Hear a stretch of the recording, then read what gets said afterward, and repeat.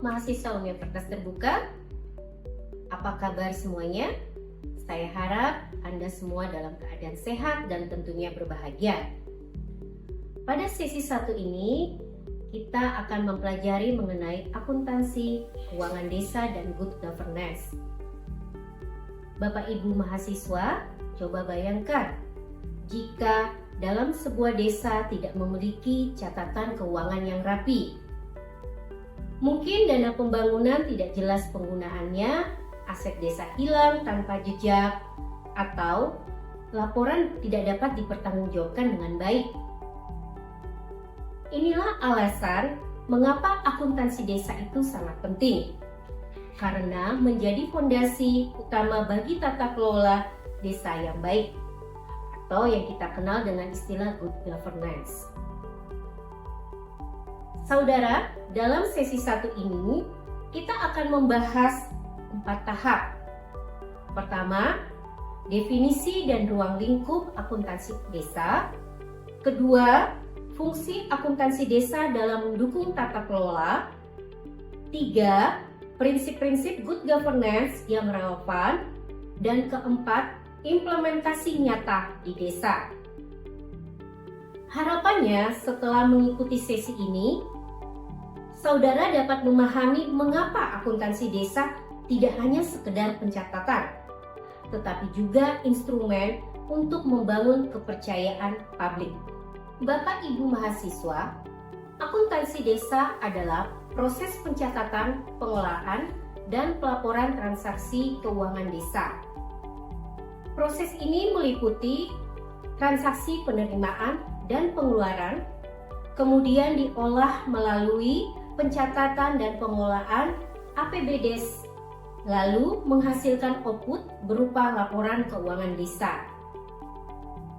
Tujuan utama adalah menyediakan informasi keuangan yang relevan dan andal untuk pengambilan keputusan.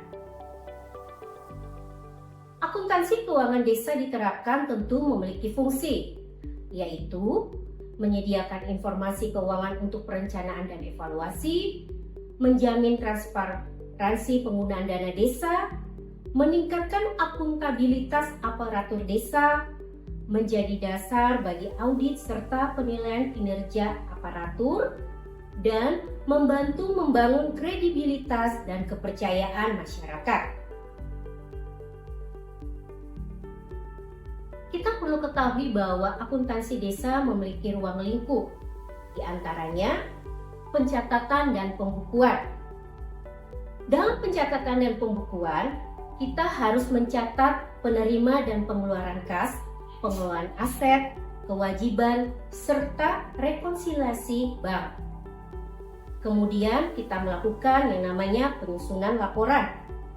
Dalam hal ini meliputi laporan realisasi anggaran atau yang disebut dengan LRA, neraca desa, dan laporan aset.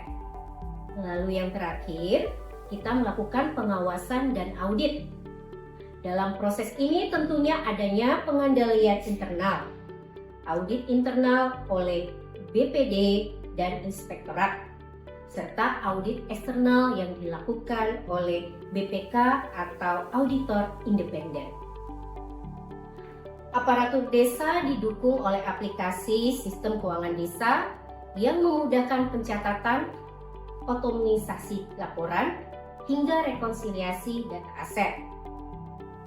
Bapak Ibu mahasiswa, dokumen utama yang terkait antara lain RKP desa, APB desa, laporan pertanggungjawaban, dan berbagai bukti transaksi.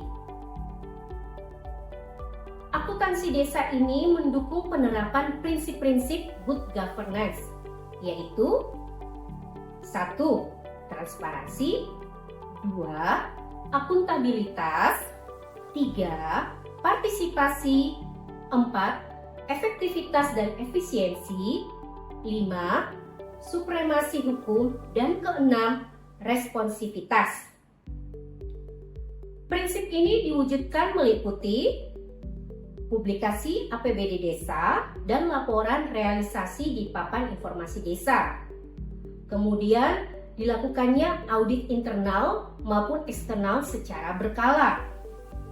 Setelah itu, melakukan musyawarah desa untuk melibatkan partisipasi warga desa. Kemudian penggunaan aplikasi sistem keuangan desa untuk monitoring keuangan. Dan yang terakhir adalah kepatuhan pada Undang-Undang Desa Nomor 6 tahun 2014 dan Permendagri Nomor 20 tahun 2018. Bapak Ibu mahasiswa, jika good governance diterapkan dengan baik, maka implikasi yang dapat kita lihat adalah kepercayaan publik meningkat, risiko korupsi menurun, dan integritas dan profesionalitas aparatur desa semakin kuat. Dari materi sesi 1 ini, kita dapat simpulkan bahwa akuntansi desa adalah instrumen penting dalam tata kelola desa. Dengan penerapan akuntansi desa yang baik, aparatur desa tidak hanya bekerja secara administratif, tetapi juga berperan sebagai motor penggerak transparansi, akuntabilitas, dan partisipasi publik. Ingatlah, keuangan desa yang kita kelola dengan baik akan membawa manfaat nyata bagi kesejahteraan masyarakat desa. Akhir kata, selamat belajar, tetap semangat, dan salam sehat selalu buat kita. Terima kasih.